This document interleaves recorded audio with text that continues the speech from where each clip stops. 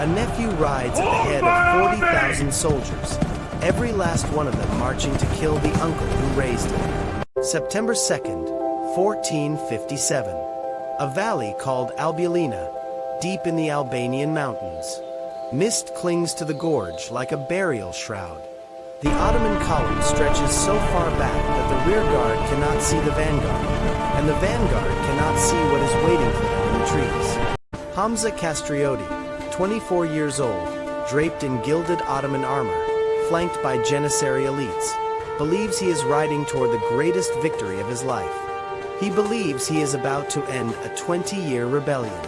He believes his uncle's head will hang from the gates of Constantinople before the leaves finish falling. He is wrong about all of it. 8,000 Albanian fighters are hidden on the ridges above him. They have spent 3 months turning this valley into a death chamber. Pit fields lined with sharpened stakes, tree trunks positioned to avalanche onto the path below, arrow platforms carved into the rock faces, kill zones measured and marked so precisely that archers will not even need to see their targets to hit them. And standing on the northern ridge, gripping a signal horn in a scarred fist, the man who designed every inch of this trap watches his nephew pass beneath him. George Castrioti, Skanderbeg, the man the Ottomans themselves trained, celebrated, and armed, before he turned everything they gave him against them with a fury that has burned for 2 decades. In a few seconds, he will raise that horn to his lips. The sound will roll down the valley walls, and 35,000 Ottoman soldiers will die in the hours that follow, crushed, impaled, riddled with arrows, driven into traps they never saw, killed by a mountain that was turned into a weapon by a man who knew every stone in it by name. But this story does not begin in this valley. It does not begin with the horn or the arrows or the blood. It begins 1 year earlier, in a marble corridor in Constantinople, where a young man's ambition was dressed up as destiny, and a single word set 40,000 men on a path toward annihilation. Before we go there, I have one small ask. If this kind of storytelling matters to you, if you believe history deserves to be told like this, a comment, it costs nothing, but it means everything for getting these stories in front of more people. That is all I will ever ask. Now, Constantinople, 1456. The court of My the loyal most subjects, the dangerous time has man come to alive. unite our strength. In the spring of 1456, Then rise. Sultan Mehmed II was 24 years old and already the most feared ruler on the face of the earth. 3 years earlier, he had done what no commander in 8 centuries had managed. He had broken the walls of Constantinople, walls that had turned back Arabs, Persians, Bulgars, and Rus, walls that were considered the greatest fortification ever built by human hands. He had dragged cannons the size of fallen oaks across miles of rough terrain, bombarded those walls for 53 straight days, and when the final breach opened on the morning of May 29, 1453, he had sent his men pouring through it into the streets of a city that had stood as the capital of Christendom for over 1,000 years. The Byzantine Empire, 11 centuries of history, culture, theology, and power, ended that morning. And the young man who ended it did not weep for what he had destroyed. He walked through the shattered gates of the Hagia Sophia, looked up at the golden mosaics of Christ and the Virgin, and ordered them covered. This was his city now. This was his empire. By 1456, Mehmed's dominion stretched from the shores of the Black Sea to the borders of Hungary. His navy controlled the eastern Mediterranean. His Janissary Corps, slave soldiers taken as children from Christian families, converted and forged into the most disciplined infantry force in the world, had never been defeated in a pitched battle. His name made kings abandon their capitals. His shadow fell across all of Europe. And yet, in the mountains of a country so small that most European monarchs could not find it on a map, one man continued to defy him. In the mountains of a country so small that most European monarchs could not find it on a map, one man continued to defy him. George Castrioti, Skanderbeg, had been fighting the Ottoman Empire since 1443. 13 years of continuous resistance. 13 years during which the Sultan's armies had marched into Albania's mountain passes with overwhelming numbers, supreme confidence, and the full weight of imperial logistics behind them. 13 years during which those armies came back broken. Or did not come back at all. The Albanian mountains were not like other battlefields. There were no open plains where Ottoman cavalry could execute the sweeping charges that had crushed armies from Persia to Greece. There were no flat approaches where artillery could be positioned to batter down fortifications. Instead, there were gorges so narrow that a column of soldiers could only move 3 abreast. Ridges so steep that horses could not climb them. Forests so dense that an army could march within 50 yards of an ambush and never see it until arrows were already buried in their throats. And Skanderbeg knew every inch of it. He knew it because he had walked it as a child, before the Ottomans took him. And he knew how to weaponize it because the Ottomans themselves had taught him. Taken as a boy under the Devshirme system, the blood tax that stripped Christian families of their sons, he had been raised in Mehmed's father's court, converted to Islam, educated in Turkish military doctrine, and given command of Ottoman forces in campaigns across Anatolia and the Balkans. They called him Skanderbeg, Lord Alexander, because he fought with a brilliance that reminded his superiors of Alexander the Great. He was their creation, their weapon, their pride.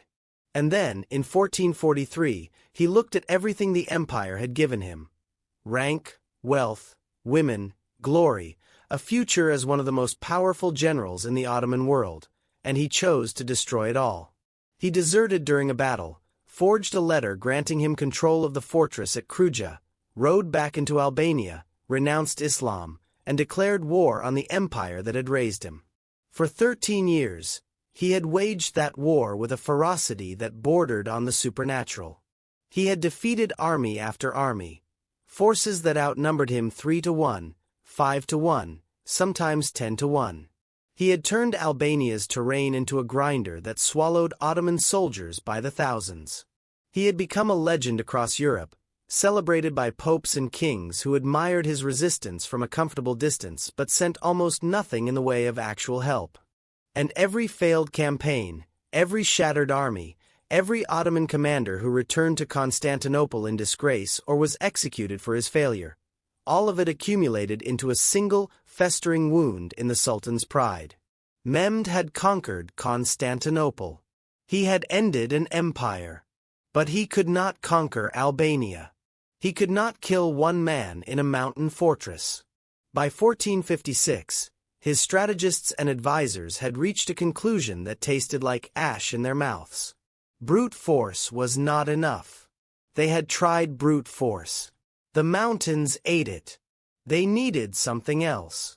Something that would strike from inside, that would crack the foundation of Skanderbeg's resistance before the army ever arrived. They needed someone who knew the terrain, who knew the man, who knew the fractures in his inner circle that no outsider could see. They needed someone from his blood. And they had found exactly the right candidate. Hamza Castrioti had spent his entire life inside the Albanian resistance, and every year of it had cut a little deeper. He was Skanderbeg's nephew, the son of Skanderbeg's brother, born into the rebellion, raised in its mountain camps, trained in its methods of warfare. By the time he was 20, he was a capable commander in his own right.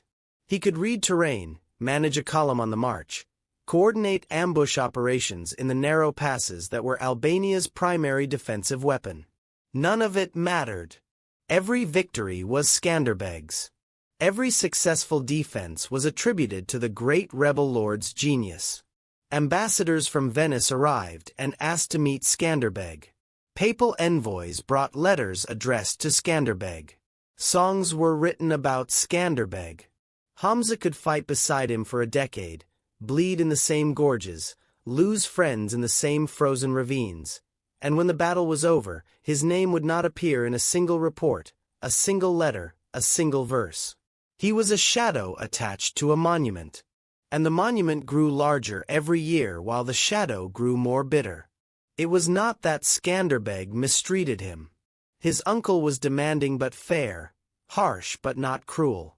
He recognized Hamza's talent.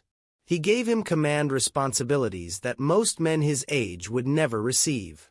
But recognition and glory are not the same thing. And Hamza did not want responsibility. He wanted legacy. He wanted his own name spoken with the same reverence that followed his uncle through every hall in Europe. The Ottoman intelligence apparatus identified this hunger the way a surgeon identifies a tumor, with precision, patience, and the knowledge that the right pressure applied to the right weakness could bring down an entire body. The envoys who approached Hamza were not clumsy recruiters. They were professionals, men trained in the art of reading the fault lines in human character and applying exactly the right force to widen them. They did not begin with offers of gold or titles. They began with something far more potent. They began with respect. "We know what you have done," they told him, in meetings so secret that even the wind seemed to hold its breath. "We know it was your plan at the pass of Mokra. We know you commanded the left flank at Torviol. We know that half the victories attributed to your uncle were built on foundations you laid." It was flattery. Hamza knew it was flattery. But flattery works not because the target is stupid. It works because the target is hungry. Then came the logic. Cold, clean, and merciless. Your uncle grows old. The war cannot last forever. When Albania falls, and you know it will fall, because no small nation can resist this empire indefinitely, what becomes of you? A prisoner?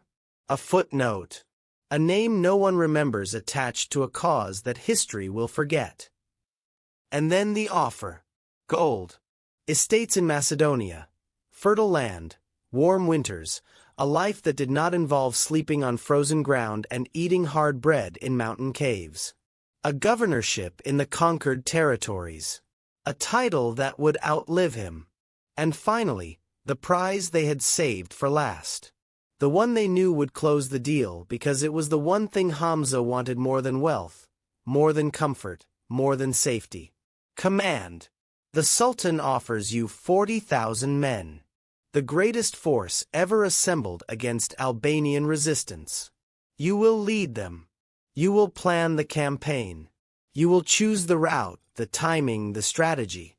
And when Skanderbeg falls, when this war ends, it will be your name attached to the victory. Not his. Yours. Hamza listened to all of it. He thought about the years. The cold. The blood. The endless, grinding, thankless war that had consumed his youth and given him nothing in return but calluses and scars. He thought about his uncle's face, the way Skanderbeg looked through people sometimes, as if they were terrain features to be evaluated rather than human beings to be loved. He thought about what it would feel like to finally, after all these years, be the one whose name the world remembered. And he said yes. One word. 3 letters. The hinge on which 40,000 lives would swing. Within days, Hamza had slipped away from the Albanian camps. He carried with him something far more valuable than his sword. He carried knowledge. The locations of Albanian supply caches. The communication routes between mountain garrisons. The signal system Skanderbeg used to coordinate his forces. The defensive weaknesses that no outside observer could ever have identified. He delivered all of it to the Ottoman War Council. And the War Council began assembling the largest invasion force Albania had ever faced. The first stone had shifted. The avalanche was in motion. And the man who set it loose believed he was climbing toward glory. He had no idea he was falling. The messenger arrived at Kruja on a cold evening in late spring, 1456. The messenger arrived at Kruja on a cold evening in late spring, 1456. He was a monk, or dressed as one, with dust on his robes and urgency in his eyes. He had traveled from the south through Ottoman-controlled territory, moving between monasteries and safe houses, carrying intelligence that had been gathered by Albanian agents embedded in the empire's military infrastructure. The report was specific, detailed, and devastating. Hamza Castrioti had defected to the Ottoman side. He had provided the Sultan's war council with comprehensive intelligence on Albanian defensive positions, supply networks, and communication systems. In exchange, he had been given command, operational command, of a force numbering 40,000 soldiers. The campaign was being planned for the following year, timed for late summer when the mountain passes would be at their most accessible. The objective was total conquest. Final. Absolute. No negotiation. No terms. Skanderbeg received the report on the walls of Kruja, where he had been watching the sun drop behind the western peaks. The men around him, his officers, his advisors, the hard-faced veterans who had fought beside him for over a decade, watched his face for a reaction. They expected the Skanderbeg they knew. The volcanic temperament. The famous rage that could fill a room and drive men to fight through fear and exhaustion alike. They expected him to curse Hamza's name, to swear blood vengeance, to promise that the traitor would pay with his life. He did none of those things. He closed his eyes. The wind moved across the battlements. Somewhere below, a dog barked.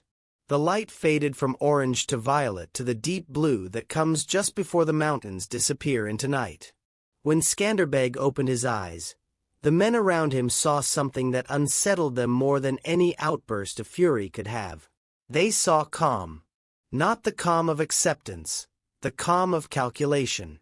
The calm of a man who has already begun solving a problem that would paralyze anyone else. He understood Hamza's betrayal in a way that no one else in that fortress could. Because Skanderbeg himself had committed the mirror image of it. He had been raised by the Ottomans, trained by them, celebrated by them, and then he had turned against them with everything they gave him.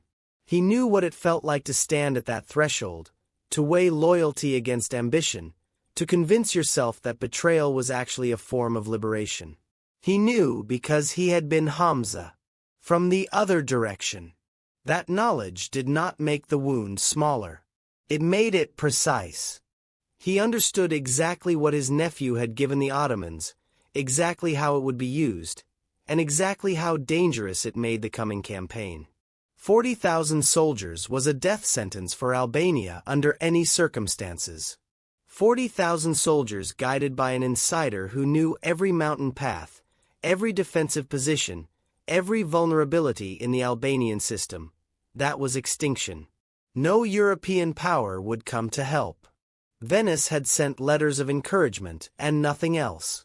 Naples was consumed by its own politics. The Pope could offer prayers but not soldiers. Hungary was licking its wounds from its own Ottoman conflicts. Albania was alone. It had always been alone. 8,000 men. That was what Skanderbeg could muster. Every able-bodied fighter in the Albanian resistance, from battle-hardened veterans to farmers who had barely held a sword. 8,000 against 40,000. 1-5. The mathematics of annihilation. But Skanderbeg had never fought by mathematics. He had fought by terrain. By timing. By understanding that an enemy's greatest strength, its size, its confidence, its momentum, could be turned into its greatest weakness if you chose the right ground and applied the right pressure at the right moment. He would not defend. A defensive posture against 40,000 men with insider intelligence was suicide. Hamza knew every defensive position Albania had. He would not flee. There was nowhere to go. Albania was not a country with depth. It was a strip of mountains between the Adriatic and the Ottoman interior. You could not retreat into it. You could only stand on it. He would attack. But not on open ground, not in a pitched battle where numbers would decide everything. He would find a place where the land itself could fight. A place where 40,000 men would become a liability instead of an advantage. A place where the enemy's own weight would crush it. He had 1 year to find that place, prepare it, and turn it into a weapon. He turned from the wall. The last light was gone.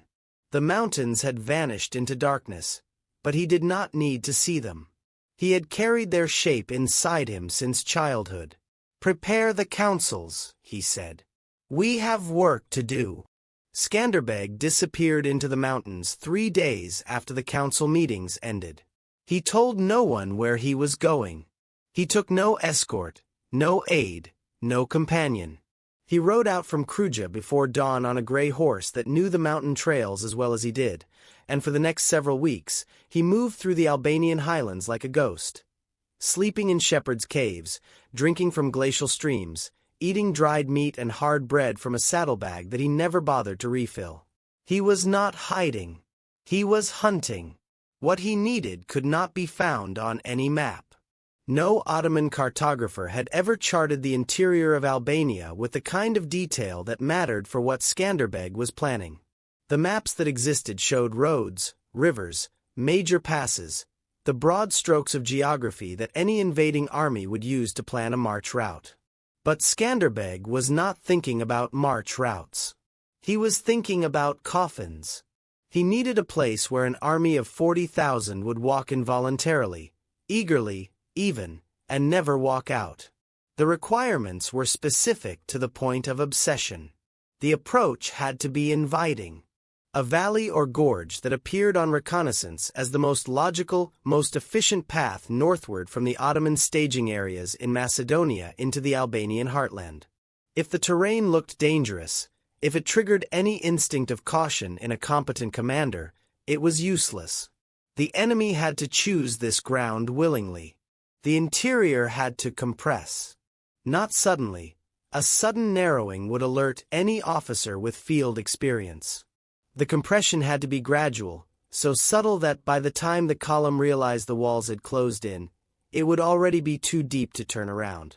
A slow strangling that felt like an open road until it was too late. The flanks had to offer concealment. Ridgelines thick enough with vegetation and rock formations to hide thousands of men and their preparations. Aero platforms, infantry staging areas, rockfall positions. All of it had to be invisible from the valley floor, even to an army that was actively looking for threats. The exits had to be blockable. Both ends of the killing zone needed to be sealed, not with walls or fortifications that would take months to build, but with natural features that could be weaponized in seconds. Slopes steep enough that prepositioned timber and stone could be released to create impassable barriers before the enemy had time to react. And the ground itself had to betray the men walking on it.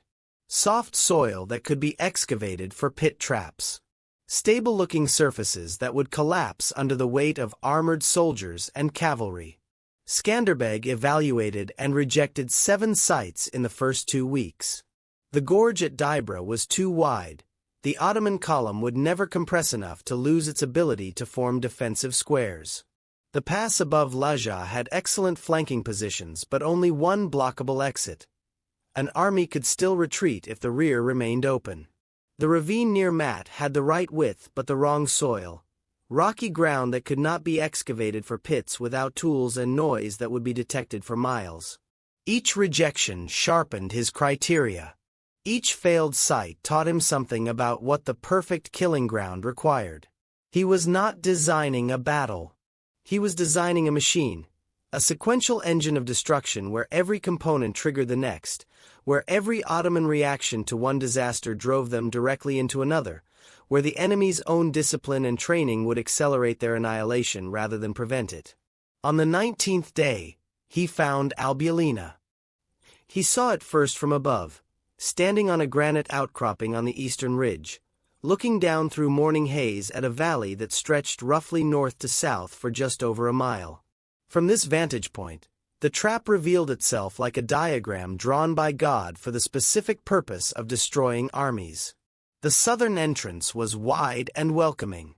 A broad approach from the lowlands, gently sloping upward into the gorge, flanked by hills that were high enough to frame the valley but not steep enough to suggest danger. An advancing column would see an easy road, a direct, comfortable path through the mountains toward the Albanian interior. Every instinct would say, march through here. But the valley did not stay wide.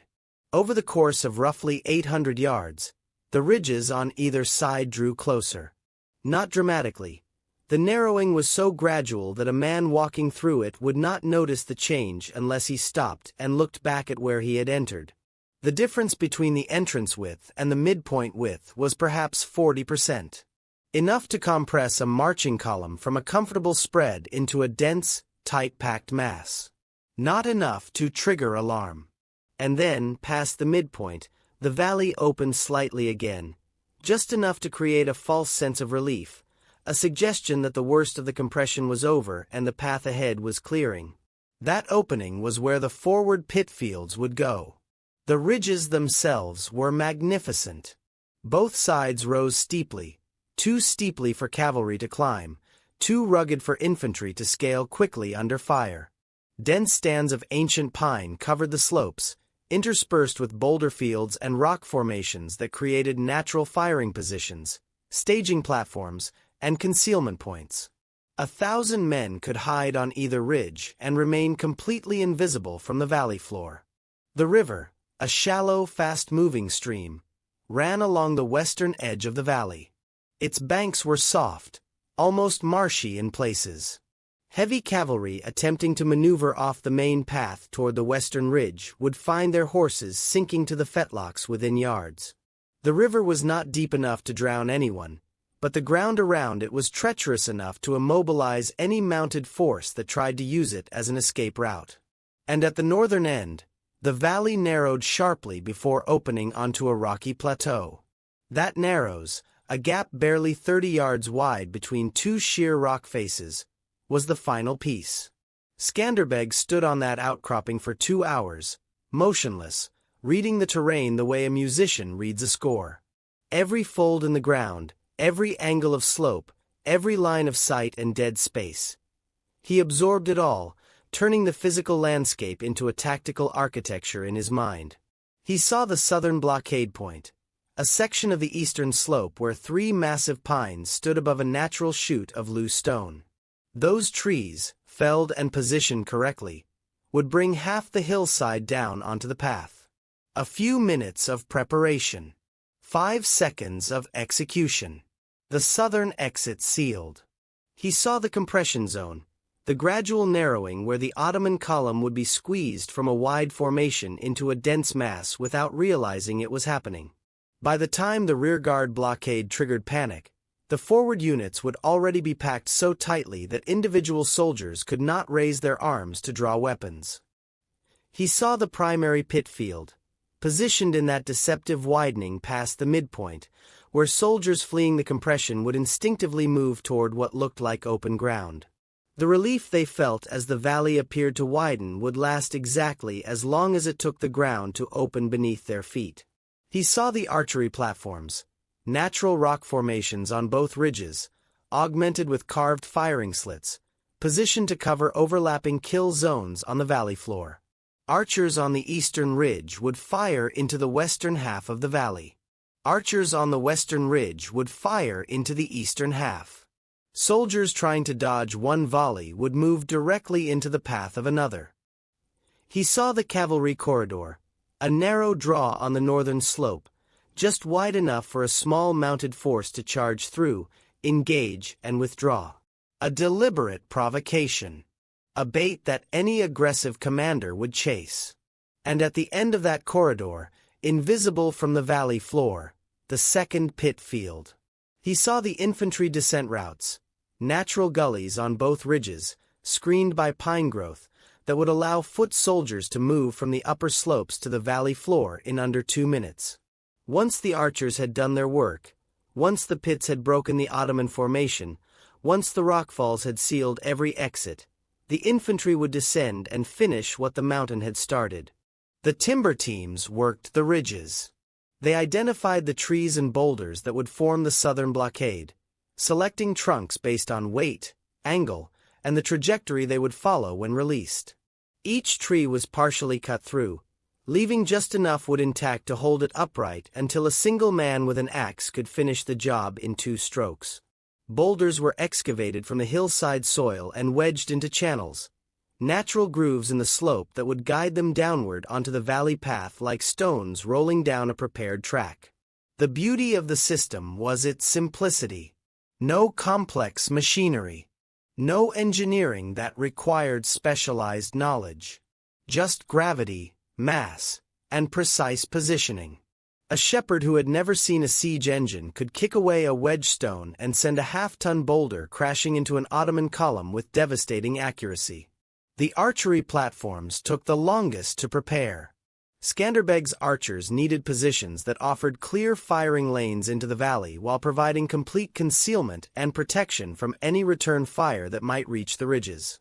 Natural rock formations were augmented with stacked stones and packed earth, creating low walls with narrow slits, wide enough for an arrow to pass through, too narrow for an enemy archer to target from below. Platforms were built in the larger pines, lashed together with rope and tested for stability by having men stand on them and draw bows at full extension. Each platform was assigned a kill zone, a specific area of the valley floor, marked with subtle indicators visible only from above, where arrows would be directed.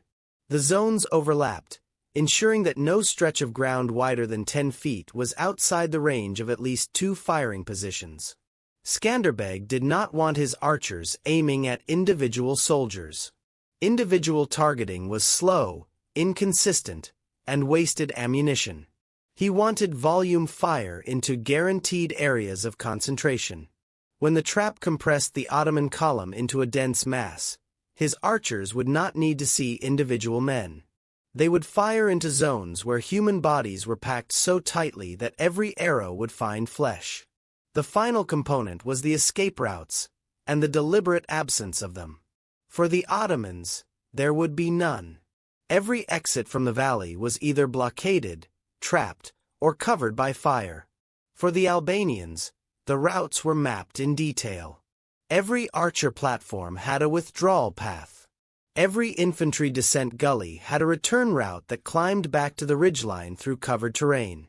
The cavalry feint corridor had 3 separate exit points, each one invisible from the valley floor. If any element of the trap failed, if the Ottomans managed to organize a counterattack up the slopes, Skanderbeg's men could melt back into the mountains within minutes. He was building a weapon that his men could fire and then escape from. The Ottomans would have no such option. The trap was only as good as the men who would spring it. Skanderbeg had 8,000 fighters.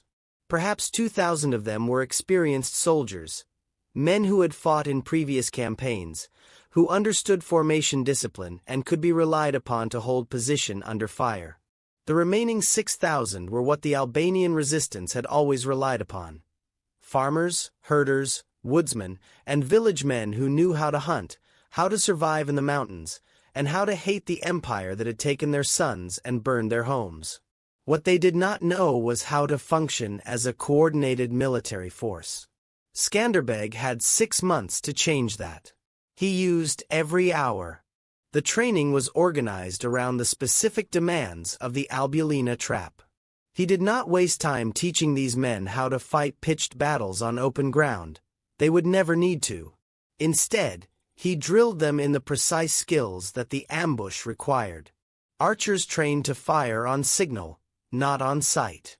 A horn blast meant release. A second blast meant hold. A third meant shift to the next kill zone. They practiced until the sequence was automatic, until a man standing on a platform in total darkness, unable to see the valley floor, could hear the horn and put an arrow into the correct zone within 2 seconds. Infantry trained to descend the ridge gullies in organized groups of 50, maintaining spacing that prevented bunching while moving fast enough to reach the valley floor before the enemy could regroup.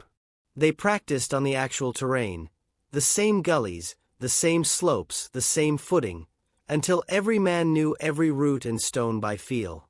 Cavalry, the smallest contingent, fewer than 300 riders, rehearsed the feint that would draw Ottoman horsemen into the secondary pit field.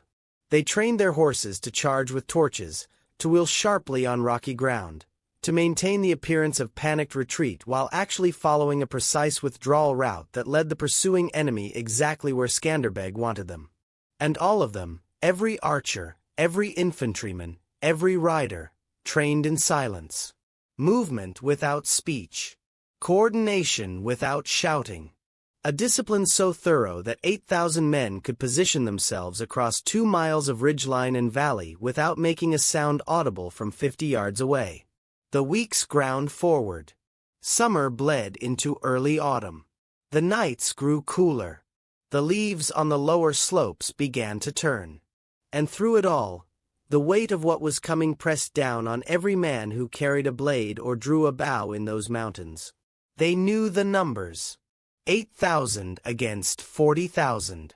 They knew that no help was coming from beyond Albania's borders. They knew that their families, wives, children, parents, had been evacuated to high mountain villages where they would either celebrate a victory or mourn a nation. Some men prayed. Some men drank. Some sat alone on the ridges at night, staring south toward the Ottoman frontier, and said nothing to anyone. But none of them left. None of them deserted. None of them sent word to the enemy or slipped away in the darkness. Whatever fear lived in their chests, it shared space with something harder. Something that did not have a name but had a weight. The understanding that the ground beneath their feet was theirs, that the mountains around them were theirs, and that the army coming to take it all away would have to kill every last one of them to do it.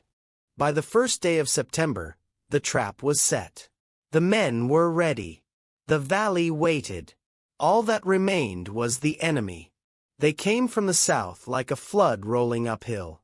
The Ottoman invasion force crossed into Albanian territory on the morning of September 1st, 1457, and the earth itself seemed to groan under its weight. The column stretched back for miles, a river of steel, leather, and horseflesh that poured through the border passes and spread across the lowland approaches with the practiced efficiency of an empire that had been conquering nations since before most European kingdoms had learned to govern themselves. The numbers were not abstract. They were physical. 40,000 men occupied space, consumed resources, generated noise and waste and movement on a scale that transformed the landscape they passed through. Fields were trampled flat by the passage of infantry battalions. Streams were muddied by thousands of horses. The air itself thickened with dust, smoke from cooking fires, and the mingled stench of sweat, leather, and animal dung that followed every large army like a second shadow. Hamza Castrioti rode at the head of it all. He had dressed for the role. Gilded armor, Ottoman craftsmanship at its finest, caught the pale autumn sunlight and threw it back in fragments. A crimson cloak streamed behind him. His horse was a tall Arabian stallion, black as ink, chosen for its appearance as much as its endurance. He looked like a conqueror. He had designed every detail of his appearance to project exactly that image. Flanking him rode the Janissary officers, men whose faces carried the particular stillness of professional soldiers who had spent their lives in the service of organized violence.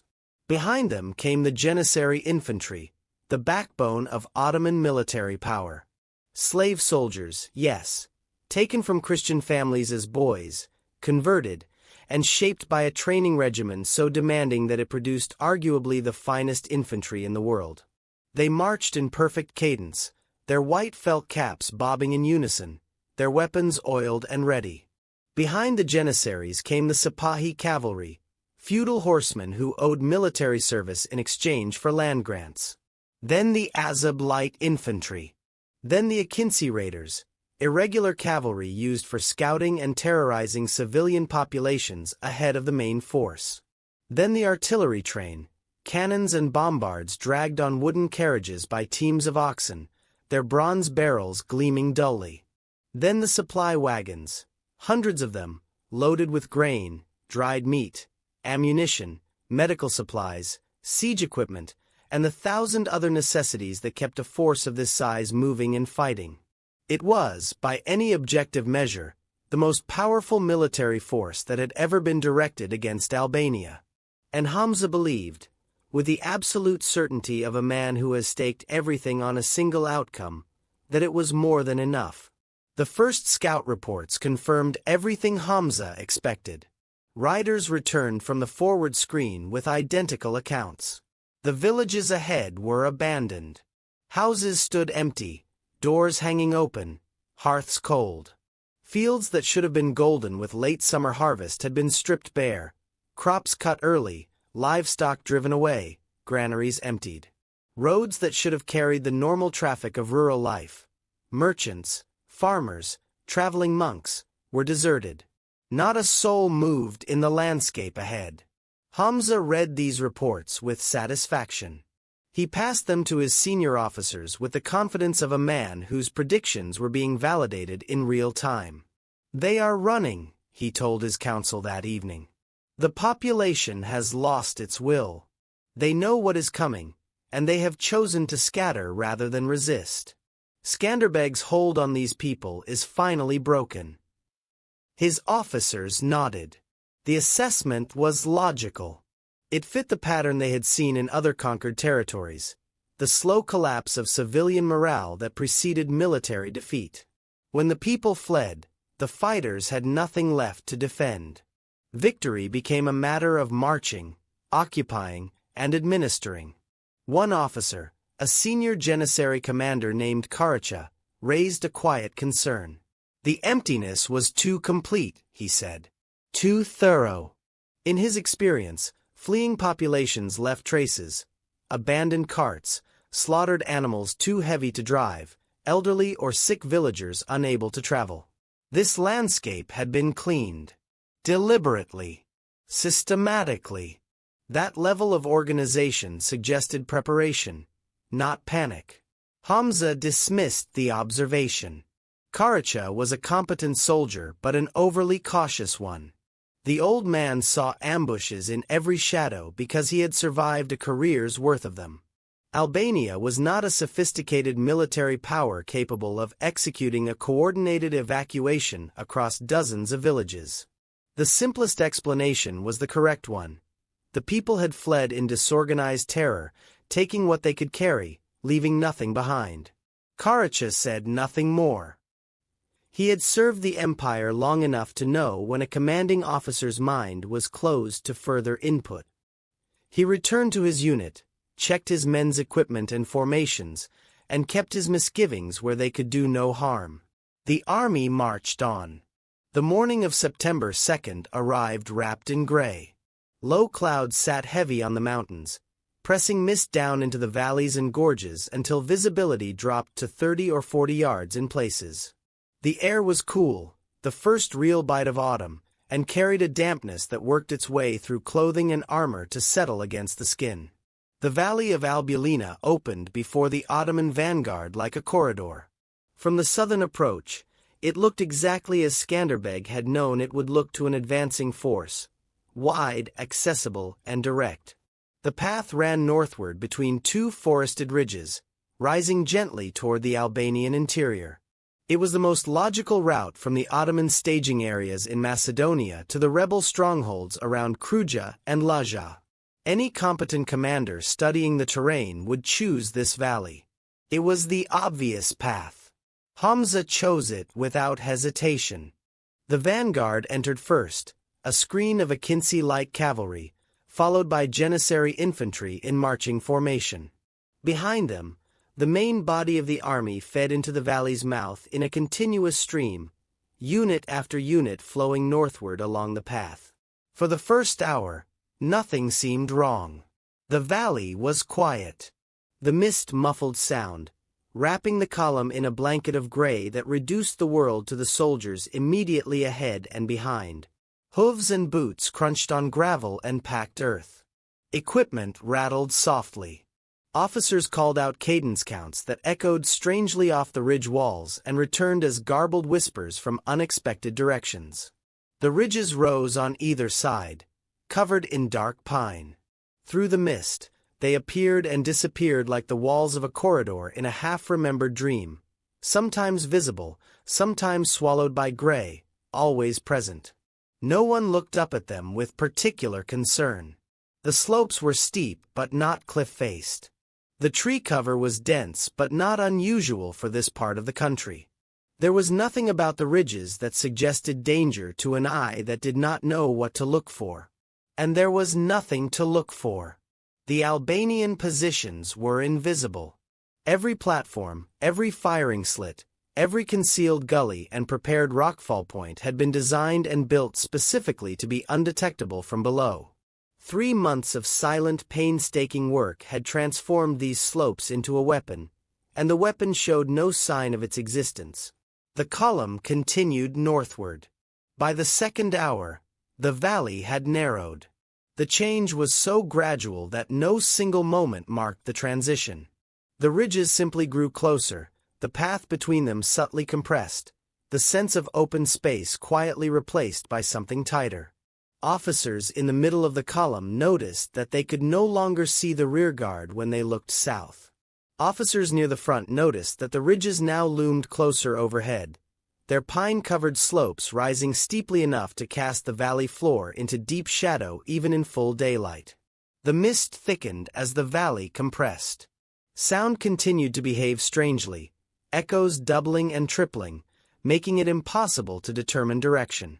A shouted order from the vanguard reached the center of the column as a meaningless blur of syllables.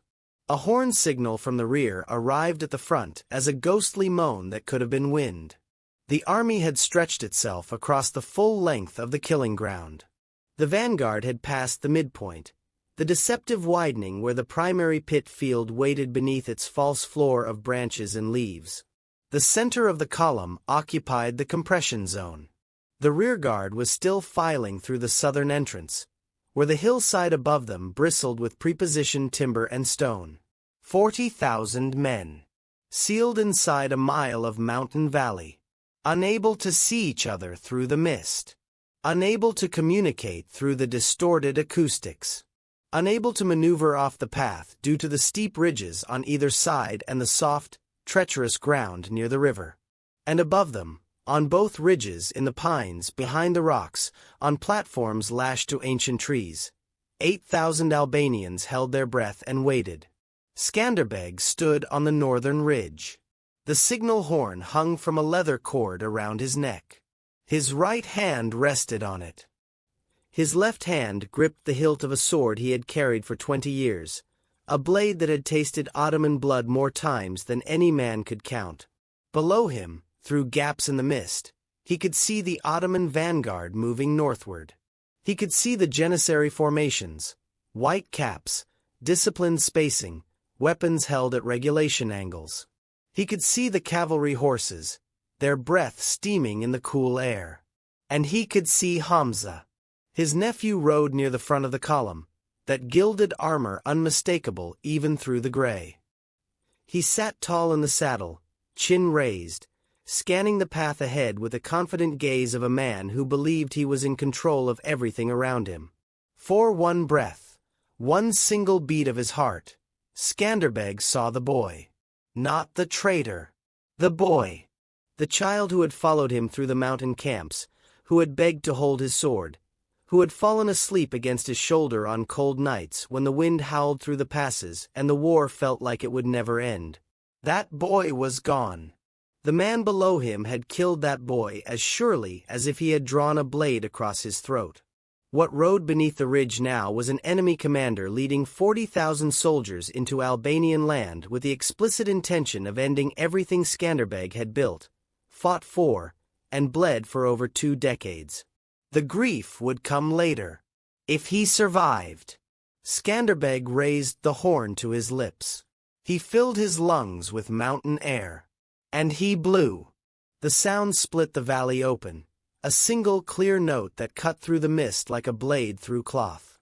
It hit the ridge walls and came back doubled, tripled, rolling down the length of the gorge from south to north, filling every cubic foot of air with its voice. On both ridges, 8,000 men heard it. Hands tightened on bowstrings. Feet braced against platforms. Axes rose above the last intact fibers of pre-cut timber. On the valley floor, 40,000 Ottoman soldiers heard it too. Heads turned. Eyes searched the mist. Officers shouted questions that no one could answer. For 3 seconds, nothing happened. Then the mountain moved. The southern ridge came apart first. 3 massive pines, each one partially cut through over weeks of silent nighttime work, held upright by nothing more than a few inches of intact heartwood, fell in sequence. The first axe stroke landed before the echo of Skanderbeg's horn had faded. The trees toppled outward from the slope, their root systems ripping free of the earth and dragging tons of loose stone and soil with them. They hit the valley floor at the rear of the Ottoman column with a sound that was less like a crash and more like the ground itself breaking open. The first tree crushed a supply wagon and the 8 men walking beside it. The second landed across the path at an angle, its crown slamming into the opposite ridge wall, its trunk forming a barrier 12 feet high and 60 feet long. The third brought the hillside with it, a cascade of boulders, loose rock, and uprooted vegetation that buried a 40-yard stretch of the valley path under a wall of debris that no human force could clear in less than a day. In 9 seconds, the southern exit ceased to exist. The rearguard, 2,000 men who had been marching in routine formation moments earlier, was hit by the debris wave before they understood what was happening. Soldiers were knocked off their feet, pinned beneath fallen timber, struck by stones ranging from the size of a fist to the size of a horse. Horses reared and threw their riders. Officers screamed orders that were swallowed by the roar of collapsing earth. And then, before the dust had settled, before the screaming had organized itself into anything coherent, the panic began to move. It traveled through the column the way fire travels through dry grass. Not as information. The soldiers in the center of the column had no idea what had happened at the rear. They could not see it through the mist. They could not hear specific reports through the distorted acoustics. What reached them was something more primal than language. A vibration. A shift in the collective body of the army. The sudden pressure of men behind them pushing forward, not marching but fleeing, their momentum transmitted through the packed ranks like a wave through water. The center compressed. Soldiers who had been walking with comfortable spacing found themselves shoulder to shoulder, then chest to back, then crushed so tightly that breathing became difficult. Officers tried to halt the compression, shouting for the rear units to hold position, but their voices could not reach past the wall of bodies and noise that now filled the gorge. The column was squeezing itself forward. Thousands of men driven northward by the pressure behind them, moving faster, packing tighter, losing all formation discipline as the basic geometry of the valley did its work. They were being funneled directly into the widening. The ground that looked like relief. The open space past the compression zone where the valley appeared to relax, where a soldier's instinct said, room to breathe, room to regroup, room to form a defensive line. The forward Janissary units reached that widening at something close to a jog. They spilled out of the narrow compression zone and into the broader space with visible relief, shoulders dropping, spacing increasing, the first deep breaths in minutes. The ground held for the first 30 men. It did not hold for the 31st. The pit field opened like a mouth. The lattice of branches and compacted leaves that covered the first pit collapsed under the weight of a Janissary sergeant, and the 2 soldiers pressed against his back. The 3 of them dropped 15 feet onto fire-hardened stakes that punched through armor at the joints, through the gaps at the knee, the armpit, the neck. The sergeant was dead before his body settled. The 2 soldiers behind him screamed, a sound that carried upward out of the pit and hit the men still approaching at a full stride. They could not stop.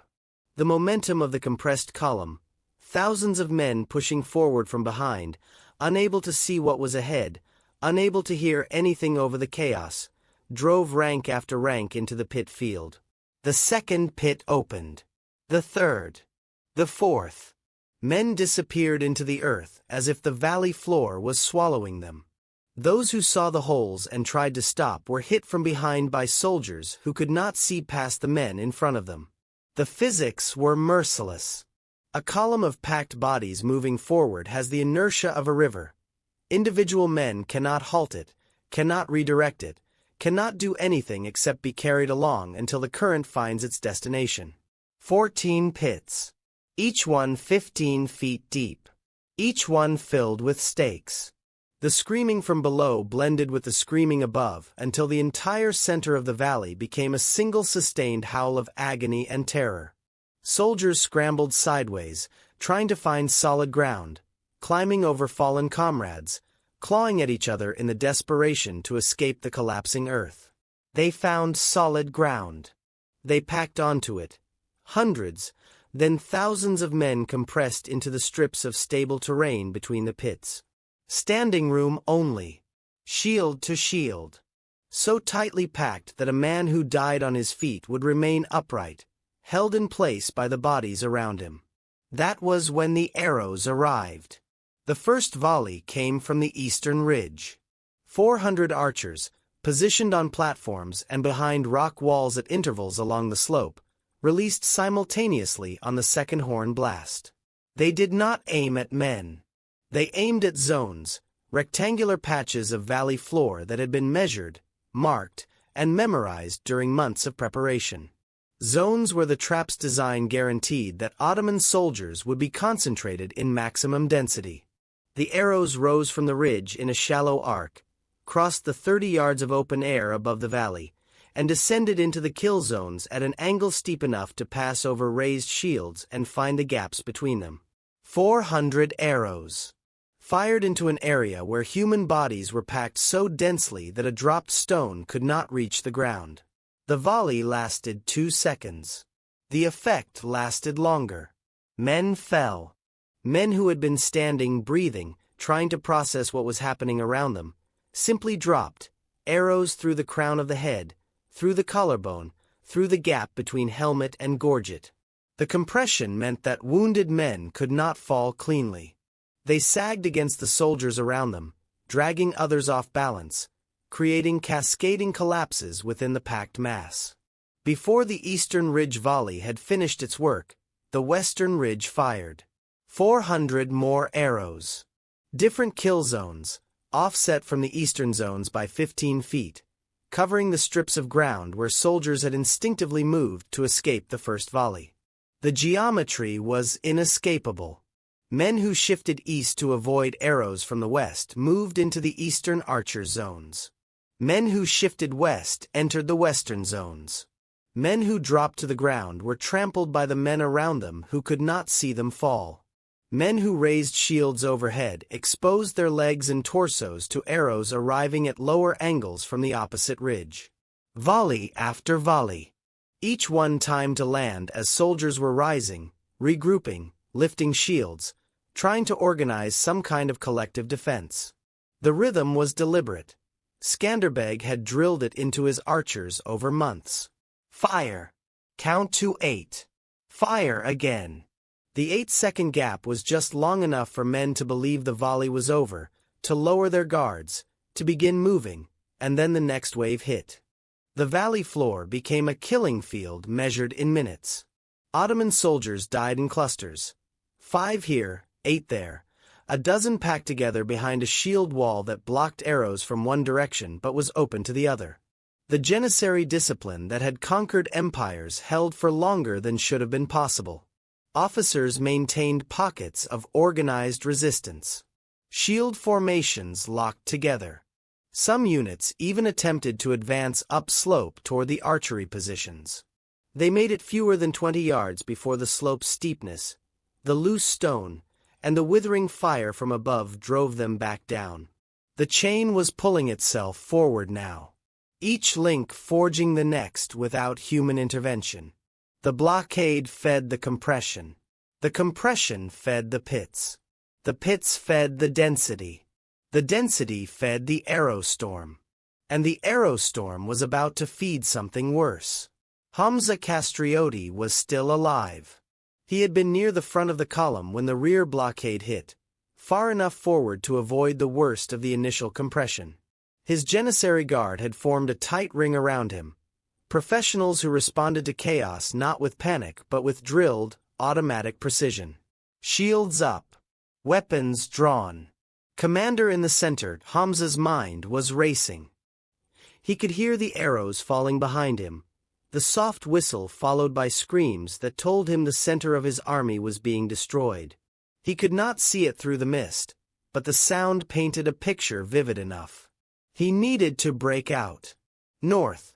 The valley had to open somewhere ahead. If he could push through with his forward units, If he could get his cavalry out of the gorge and onto open ground, he could regroup. He could organize a counterattack. He could salvage something from this catastrophe. Then the torches appeared.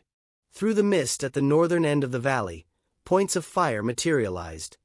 200 Albanian riders carrying blazing brands, charging southward with a sound that was half war cry and half animal scream.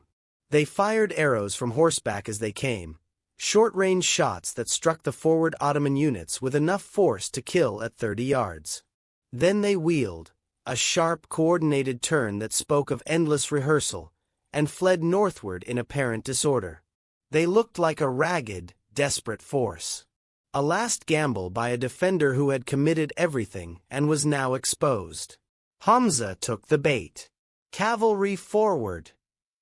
The order was out of his mouth before the tactical calculation had fully formed. 3,000 Ottoman horsemen, Sipahi heavy cavalry, the finest mounted warriors in the Sultan's arsenal, surged after the retreating Albanians. They poured northward through the valley, past Hamza's position, hooves thundering on packed earth, lances lowered, riders leaning forward in their saddles with the predatory focus of men who smelled blood. The Albanian riders fled faster. The gap between pursuers and prey widened, then closed, then widened again, just enough to keep the Ottoman cavalry charging, just enough to prevent them from breaking off the pursuit, pulling them northward yard by yard toward the narrow gap at the valley's end. The gap was 30 yards wide. The Albanian riders threaded through it at full gallop and vanished onto the plateau beyond. The Ottoman cavalry followed. The first rank made it through. The second rank made it through. The third rank hit the secondary pit field. The ground opened. Horses, 1,200 pounds of muscle and bone moving at a full gallop, plunged into 15-foot holes. The sound was not something that language can render faithfully. Bones shattering. Animals shrieking with a pitch that cut through every other noise in the valley. Riders catapulted from saddles, thrown forward over their horses' heads into stakes and stone and the broken bodies of the rank ahead. The cavalry behind could not stop. Horses do not halt on a dime at full gallop. The following ranks crashed into the fallen, adding to the carnage, building a wall of dying animals and men that sealed the northern exit as completely as the debris wall had sealed the south. The trap was closed. No way forward. No way back. Ottoman soldiers sealed inside a stretch of valley barely 300 yards long, under continuous arrow fire from both ridges, standing on ground that had already swallowed hundreds of their comrades. And now the boulders came. Prepositioned on the slopes, wedged into prepared channels, held in place by stones that a child could kick away, they released in sequence. Not a random rockfall. A directed bombardment. Each boulder rolled down its channel, gathering speed on the steep grade, and struck the valley floor with the force of a battering ram fired from a castle wall. A single stone weighing half a ton, traveling at the speed of a running horse, carved a path through packed human bodies that was 6 feet wide and 20 feet long. Stone after stone, channel after channel. The slopes emptied themselves onto the Ottoman ranks with methodical, mechanical precision. And then Skanderbeg committed his infantry. They came down the gullies on both sides, 4,000 men descending in groups of 50, maintaining the spacing they had rehearsed for months, reaching the valley floor in under 2 minutes. They carried swords, axes, long knives, and the compact round shields that Albanian mountain fighters had used for generations. The close combat that followed was the most savage phase of the battle. In the arrow storm, death had come from a distance, impersonal, statistical, a matter of probability and positioning. On the valley floor, it became intimate, eye to eye, breath to breath. A sword driven into a gap in armor, while the man wearing it stared into the face of the man killing him. The Albanians fought in tight, coordinated groups, 5 men operating as a unit, covering each other's flanks, rotating the lead fighter to prevent exhaustion. They had trained for this specific kind of combat in this specific terrain, and it showed. They moved through the Ottoman mass the way wolves move through a scattered herd, striking at the weakest points, avoiding the strongest, maintaining cohesion while the enemy around them dissolved into individual men fighting individual battles with no coordination and no command structure. Because the Ottoman command structure was gone. Hamza's officers, the men who had maintained discipline and formation through the initial chaos, had been targeted by archers throughout the battle. Albanian scouts on the ridges had identified officers by their armor, their positions, their behavior, and directed concentrated fire at them. By the time the infantry descended, the Ottoman army had no functioning chain of command above the squad level. 40,000 men. Leaderless. Trapped. Under fire from above and assault from both sides. Standing on ground that had already killed thousands of them. The resistance did not collapse all at once. It fragmented. Pockets of janissaries locked shields and fought with the discipline that was bred into their bones. Clusters of Sipahi cavalry, those whose horses had survived, charged the Albanian infantry and drove them back in localized counterattacks. Individual soldiers fought with the desperate courage of men who understood that surrender was not a meaningful option when the enemy had been given no reason to offer mercy. But the chain had reached critical mass. Every Ottoman action now fed the destruction. Units that reformed were hit by fresh arrow volleys. Cavalry charges ran into pit fields or rockfall debris. Soldiers who broke through one Albanian line ran into another. The mathematics of the trap, the compression, the blocked exits, the overlapping kill zones, made organized resistance structurally impossible. An army destroys itself faster than any enemy can destroy it once its cohesion fails. 40,000 men became 40,000 individual problems. Tripping over the dead, fighting over discarded shields, crushing each other in the scramble to find ground that was not being hit from above. Men who tried to climb the ridges were cut down before they made it 20 feet. Men who tried to wade the river bogged down in the soft banks and were killed with arrows while they struggled to free themselves. Men who threw down their weapons and raised their hands were overrun by their own comrades, who were still pressing forward in the blind panic of a crowd that has no room to stop. The sun moved across the sky. The mist thinned, then returned, then thinned again. The arrows kept falling. The infantry kept pressing. The boulders kept rolling. By late afternoon, the organized battle was over. What remained was killing. Nightfall brought no relief. The combat fragmented into dozens of isolated engagements scattered through the valley.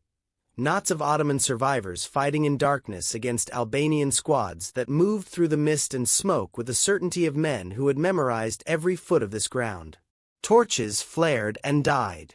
Steel rang against steel in short, vicious exchanges that ended with a body falling into mud. The screams of wounded men, Ottoman and Albanian alike, filled the valley with a sound that would haunt every survivor for the rest of their lives. Hamza was still fighting. He had gathered perhaps 300 men around a rocky outcropping near the center of the valley, a natural strong point where the ground rose 8 feet above the surrounding floor, offering a defensive position that was difficult to assault from below. His personal guard formed the core. A handful of janissary officers who had fought their way through the chaos filled out the perimeter. Wounded men who could still hold a blade crouched behind the rocks and waited for each attack. The Albanians came in waves. Small groups, 15, 20 men, charging up the outcropping from different angles, testing the defense, probing for weaknesses. Each assault was repulsed. Each repulse cost Hamza men he could not replace. He fought with something that had gone beyond courage into a territory that had no name. The gilded armor was dented, scraped, smeared with blood and mud until the gold was invisible. The crimson cloak was gone, torn away hours ago, used as a bandage for a wound on his left arm that he had stopped feeling. His sword arm moved with mechanical repetition. Parry. Strike. Reset. Parry. Strike. Reset. Whatever had driven him to this valley, The ambition, the resentment, the hunger for a name that the world would remember, all of it had been incinerated by the hours of slaughter. The political calculations, the Ottoman promises, the vision of himself as the man who ended the Albanian rebellion, none of it existed anymore. There was only the rock beneath his feet, the blade in his hand, and the men around him who were dying one by one while the darkness pressed closer. He did not think about his uncle. He did not think about Constantinople or Macedonia or the estates he had been promised. He did not think about legacy. He thought about breathing, about the next sword stroke, about staying upright for one more minute. Dawn found him still standing. Barely. His guard had been reduced to fewer than 40 men. The outcropping was ringed with bodies, Ottoman and Albanian, piled 2 and 3 deep in places. The rock itself was slick with blood that had not yet dried in the cool mountain air. The final Albanian assault came with the first gray light. 200 men. From all sides simultaneously. No probing attack. No testing. A full commitment of force against a position that had already been bled past the point of viability. It lasted 4 minutes. Hamza killed 2 men in those 4 minutes. He wounded a third. Then a blow from behind, a sword pommel to the base of the skull, dropped him to his knees, and hands grabbed his arms, his shoulders, the collar of his ruined armor, and dragged him off the outcropping and down onto the valley floor. He was alive, bleeding from 7 wounds, none of them fatal. Conscious enough to see the bodies around him. Conscious enough to understand that his army, 40,000 men, the largest force ever assembled against Albania, had ceased to exist. The last resistance in the valley died with his capture. Sunrise on September 3, 1457, revealed what the mist had hidden. The gray lifted slowly, pulling back from the valley floor like a curtain being drawn from a stage that no audience should ever have to see. Pale morning light, thin, almost reluctant, fell across Albulena and illuminated the full measure of what had happened there. The valley floor was covered with the dead. Not scattered. Not arranged in the recognizable patterns of a conventional battlefield where lines had clashed and broken. Covered. A continuous, undulating carpet of Ottoman bodies that stretched from the debris wall at the southern end to the mass of fallen horses and riders at the northern gap. In places, the dead lay 3 deep. Men who had fallen on top of men who had already fallen, their armor interlocking, their limbs tangled together in the frozen geometry of a crowd that had tried to occupy less space than physics would allow. Broken weapons lay everywhere. Swords snapped at the hilt, spear shafts splintered, shields split down the center. The pits gaped open, their lattice coverings collapsed, their interiors visible now as dark rectangles in the valley floor, each one filled with shapes that the eye refused to examine in detail. The river, which had run clear and cold 2 days earlier, carried a reddish-brown stain downstream that would not fully dissipate for 3 days. The smell was already building. By midday, it would become unbearable. Skanderbeg stood on the northern ridge and looked down at his work. He had not slept. His armor, plain steel, ungilded, scratched and dented from 2 decades of mountain warfare, was dark with dried blood. His sword hung from his right hand, its edge notched in 3 places. His face showed nothing. Not triumph. Not satisfaction. Not grief. The face of a man who had done what needed to be done and was now absorbing the cost. His officers assembled around him. They brought numbers. The count would take days to finalize, but the preliminary assessments were already staggering. Between 30 and 35,000 Ottoman soldiers dead. Approximately 5,000 captured, most of them wounded, many of them so badly hurt that they would not survive the week. The rest, perhaps 2 or 3,000, had escaped into the mountains during the night, scattering in every direction, abandoning weapons and armor as they ran. Albanian losses stood below 2,000. The trap had performed exactly as designed. The sequential chain, blockade to compression to pits to arrows to rockfall to infantry, had multiplied the killing power of 8,000 men by a factor that no military theorist of the age would have believed possible. Skanderbeg listened to the reports in silence. He asked no questions. He offered no commentary. When the last officer finished speaking, he stood motionless for a long moment, looking south across the valley where the crows were already descending, black shapes dropping out of the morning sky in numbers that grew every minute. Then he asked one question. "Where is Hamza?" They brought his nephew to him on the valley floor. It would have been simpler to have the prisoner carried up to the ridge. But Skanderbeg descended instead, picking his way down the gully his infantry had used the day before, stepping over the same roots and stones his men had crossed during their charge, until he stood on the ground where the killing had been done. Hamza was on his knees. Not by choice. His legs had given out during the walk from the outcropping, and the soldiers escorting him had not bothered to help him stand again. His hands were bound behind his back with leather cord.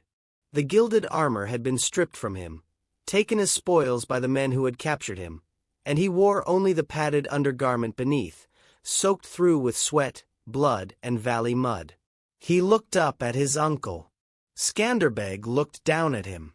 The silence between them carried more weight than any words either man could have spoken. It held 20 years of shared history. The mountain camps, the freezing nights, the battles fought shoulder to shoulder against an enemy that never stopped coming. It held the memory of a boy who had followed his uncle through those camps with wide eyes, who had begged to learn the sword, who had wept at his father's funeral and found comfort in the only family he had left. And it held the betrayal. The marble corridor in Constantinople. The word yes. The 40,000 men who had marched into this valley because a nephew decided that his uncle's shadow was a prison he could not endure. Hamza opened his mouth. Whether to explain, to beg, to curse, or to apologize, no one would ever know. Skanderbeg spoke first. "You knew this valley." His voice was quiet, conversational, almost gentle. "You played here as a child. Your father brought you to this river to fish when you were 6 years old." Hamza closed his mouth. Something moved behind his eyes. Not defiance, not self-pity, but the raw, exposed recognition of a man who has just understood the full dimensions of what he has done. He had known this valley. He had chosen this route because he knew it, because his childhood memories told him it was a safe, direct path into the Albanian heartland.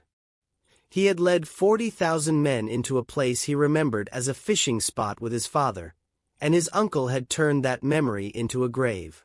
Skanderbeg studied his nephew's face for a long time. The officers around them waited. The soldiers waited. The valley waited, silent now except for the crows and the wind and the distant sound of the red-stained river finding its way south. "Bring him to Kruja," Skanderbeg said.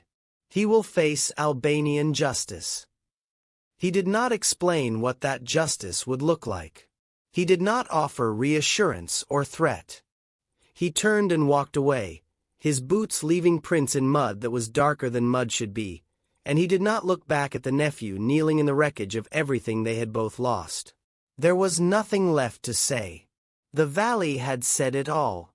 The news traveled faster than any messenger should have been able to carry it. Within days, the first reports reached the Adriatic coast. Venetian merchants in Durrës heard fragments, an Ottoman army destroyed in the mountains, casualties beyond belief, the Albanian rebel lord victorious again, and dispatched ships carrying the intelligence westward before the details had even been confirmed. Venice responded with a display of celebration that revealed, more than anything else, the depth of the fear that had preceded it. The Doge ordered the bells of St. Mark's Basilica rung for 3 consecutive days. 3 days, a duration normally reserved for the election of a new pope or the death of a sovereign. The message was clear. Albulena was not merely a military victory in a remote corner of the Balkans. It was a reprieve for a continent that had been holding its breath since the fall of Constantinople 4 years earlier. In Rome, Pope Calixtus III, an elderly Spaniard who had made the defense of Christendom against Ottoman expansion the defining cause of his pontificate, declared a day of thanksgiving across all Catholic nations. He issued a papal bull naming Skanderbeg Athleta Christi, Champion of Christ, and the Shield of Christendom, titles that placed the Albanian rebel lord alongside the most celebrated defenders of the faith in church history. The letters that followed from Rome were effusive, admiring, and, for anyone who read them with a clear eye, deeply hypocritical. The same papacy that had failed to send Albania a single soldier, a single ducat of meaningful military aid, a single concrete gesture of support during 20 years of resistance, now showered Skanderbeg with titles, blessings, and promises of future assistance that would, as always, arrive late, arrive small, or never arrive at all. Naples, Hungary, Poland, the German principalities, across Europe, courts that had treated Albania's struggle as a distant curiosity suddenly discovered urgent strategic interest in maintaining Skanderbeg's resistance. Ambassadors were dispatched. Trade agreements proposed. Military alliances discussed with a seriousness that would have saved thousands of lives if it had existed 5 years earlier. Skanderbeg accepted the praise. He had no choice. He needed whatever material support these belated allies might provide. But he harbored no illusions about the nature of their attention. Europe celebrated Albulena because Albulena meant that the Ottoman threat was someone else's problem for a few more years. The moment Skanderbeg was no longer useful as a buffer, the letters and the ambassadors and the ringing bells would stop. He was right. They would. But Albulena's significance transcended the politics of the moment. The battle had proven something that the fall of Constantinople had nearly erased from European consciousness, that Ottoman armies could be beaten. Not merely checked, not merely delayed, but annihilated. A force of 8,000 men, fighting on ground they understood, led by a commander who treated terrain as a weapon rather than a backdrop, had destroyed an army 5 times its size so completely that fewer than 1 in 8 Ottoman soldiers survived. The strategic implications rippled outward for decades. Ottoman expansion into Western Europe, which had seemed inevitable after 1453, slowed. Not because of Albulena alone, but because Albulena became proof of concept for a style of resistance that other nations would study and adapt. The idea that a small force, properly positioned, properly prepared, and fighting with total commitment, could defeat a vastly superior enemy. That idea survived long after the specific battle that proved it. Sultan Mehmed II received the news of Albulena in Constantinople. The accounts that survived do not record his immediate reaction. They record what followed, a cold, focused reassessment of the Albanian problem that led to renewed military campaigns in the years ahead. More armies were sent. Larger forces, different commanders, adjusted strategies that attempted to account for the terrain advantages Skanderbeg exploited so ruthlessly. None of them succeeded. For the remaining 11 years of his life, Skanderbeg fought the Ottoman Empire to a standstill. He won battles. He lost battles. He accepted and was betrayed by European allies whose support was always conditional and always insufficient. He grew older. His body accumulated the damage of 3 decades of continuous warfare, wounds that healed badly, joints that stiffened in the mountain cold, a cough that worsened every winter. He died on January 17, 1468, in the city of Lajja. He was 62 years old. He had never been conquered. He had never surrendered. He had never bent his knee to the Sultan who had raised him or the Sultan's son who had spent a quarter-century trying to destroy him. Within a decade of his death, Albania fell.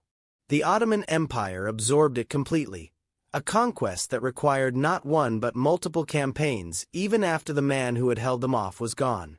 The resistance he built outlived him, but not by enough. Without Skanderbeg, the mountains were still difficult terrain. But terrain without a mind to wield it is just geography. The Ottomans held Albania for over 400 years. But they never forgot what happened in that valley. And neither did anyone else. Albulena entered the military canon, studied by commanders who had never set foot in Albania, cited in treatises on asymmetric warfare, invoked by defenders who faced overwhelming odds and needed to believe that such odds could be overcome. The specifics faded. The names blurred. The tactical details were debated and distorted by centuries of retelling. But the core held. The lesson survived. That history does not belong only to the powerful. That empires miscalculate, and bleed. That a small force on the right ground, at the right moment, led by someone who refuses to accept the mathematics of defeat, that force can reshape the trajectory of nations. Skanderbeg did not save Albania forever. No single man could have. But he held it long enough to prove that it was worth holding, that the mountains and the people in them were not footnotes in someone else's conquest, but a story in their own right, with their own weight, their own meaning, their own claim on the future. The valley of Albulena is quiet now. The pines have grown back. The pits have filled with centuries of sediment and leaf fall. The river runs clear. A traveler walking through it today would see nothing. No markers, no monuments, no visible trace of the day when 8,000 men turned that ground into the graveyard of an army. But the stones remember. Ground that has absorbed that much blood does not forget. And somewhere in the mountains above, if you stand still long enough and the wind drops to nothing, you can almost hear it, the echo of a horn rolling down the valley walls, carrying with it the sound of a world about to change. If this story stayed with you, if it changed how you think about what 8,000 people can do when they refuse to accept that the fight is already lost, then share it with someone who needs to hear it. Subscribe so you are here for the next one. And leave me a comment. I want to know, could you have done what Skanderbeg did? Not the battle. The other thing. Could you have looked at your own nephew, your own blood, kneeling in the mud of a valley you both grew up in, and sent him to face justice? That question has no easy answer. I do not think it is supposed to. I will see you in the next story.